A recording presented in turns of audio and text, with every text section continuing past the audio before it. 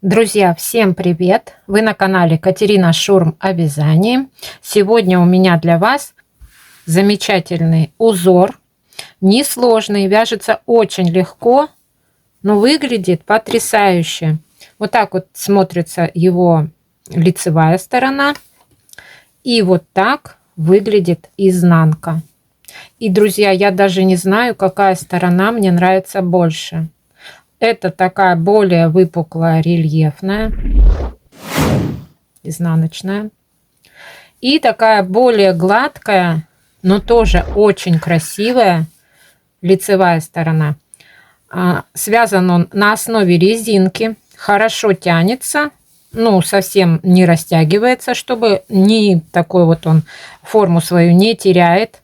Такая, даже можно сказать, с лицевой стороны вафелька. Но с изнанки он такой пупырышка, как ежик. В общем, я пока что думаю, какая сторона мне нравится больше. Ну, скорее всего, уже будет лицевой стороной эта сторона, так как резиночка у меня связана, ну, под эту сторону. Тоже на резинку, вот на такую вот плотную, которая не растягивается, не деформируется, не теряет свою форму. У меня есть мастер-класс на канале на эту резиночку. То есть с этой стороны, с лицевой, выглядит вот так, а с изнанки выглядит вот так. Я ссылку добавлю в описании на эту резиночку. То есть кому интересно, перейдете, посмотрите. А сегодня я хочу показать, как вяжется вот такой симпатичный узор. Я применила его для вязания мужского свитера. То есть, ну, такая альтернатива, замена лицевой глади. То есть я не вывязываю какие-то сложные узоры на мужские свитера, и поэтому вот выбрала именно этот. И тоже вам рекомендую. Я провязала маленькие образцы. Вот это из голубой такой нежной пряжи. Это лицевая сторона вот эта. И вот так вот выглядит изнанка. И также я еще провязала вот такой образец. Лицевая сторона и изнанка. Почему у меня два образца? Дело в том, что этот узор, он такой универсальный, и можно его вязать двумя способами. То есть провязывание двумя способами, но результат получается одинаковый. И я сейчас вам покажу, в чем разница. Набрали петли кратно 2. И высоту тоже 2 ряда. Набрали петли плюс 2 кромочные. Вяжем так. Кромочные снимаем, не провязывая. Дальше вяжем лицевая, изнаночная. Лицевая, изнаночная. В общем, 2 петли лицевая и изнаночная – это раппорт этого узора. То есть в ширину вяжем столько раз, сколько вам нужно на ваше изделие. Точно так же вяжем по кругу, но без кромочных. Вот, провязываем до конца ряда. Дальше покажу, как этот узор вяжется дальше. В конце ряда тоже лицевая, изнаночная и кромочная изнаночной петлей. Переворачиваем на изнаночную сторону и вяжем весь ряд изнаночными петлями. Это вот изнаночные петли, это раппорт второго ряда. До конца я провязала второй ряд. Выглядит это вот так. И теперь снова вяжем первый ряд. Кромочную снимаем. Дальше у нас идет лицевая, изнаночная. Лицевая, изнаночная. Чтобы не запутаться, где у нас лицевая, где изнаночная, у нас есть вот эти вот дорожки. Вот дорожка из лицевых, дорожка вот из таких петель. Дорожка лицевых, дорожка таких.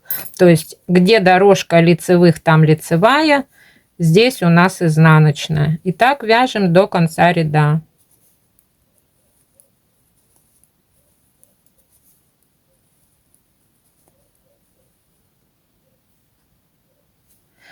Провязали до конца ряда, переворачиваем на изнаночную сторону и все петли, кромочную снимаем, все петли вяжем изнаночными. В этом варианте такое провязывание. То есть вяжем до самого конца. Я провязала еще один ряд изнаночный. В общем, выглядит наш узорчик вот так. Теперь этот узорчик откладываем и будем вязать второй вариант. И да, я не сказала, что когда в круговую вяжем, первый ряд вяжем без кромочных, лицевая, изнаночная, а следующий ряд в поворотном вязании мы вяжем изнаночными, значит, в круговом ряду тоже без кромочных вяжем лицевыми. Очень хороший узор, подходит для поворотных и для круговых рядов. Дальше будем вязать другим способом. То есть также набрали петли кратно 2 плюс 2 кромочные. Для кругового вязания набрали петли кратно 2 без кромочных. И сразу же начинаем вязать узор без всяких установочных рядов. Кромочную снимаем. Дальше лицевая и изнаночная. Лицевая и изнаночная. То есть здесь у нас точно так же, как в первом варианте. Раппорт состоит из 2 петель лицевой и изнаночных. И провязываем до конца ряда, вот чередуя лицевые и изнаночные. Провяжем самостоятельно, дальше покажу, как вязать дальше. Все, этот ряд я провязала до конца. Переворачиваем. Здесь у нас лицевая сторона, ну или изнаночная, кому как больше нравится. И начинаем вязать второй ряд. И в этом ряду у нас будет изменение. Кромочную снимаем и все петли вяжем лицевыми. От начала до конца, до следующей кромочной петли. И вот в этом отличие этих двух узоров.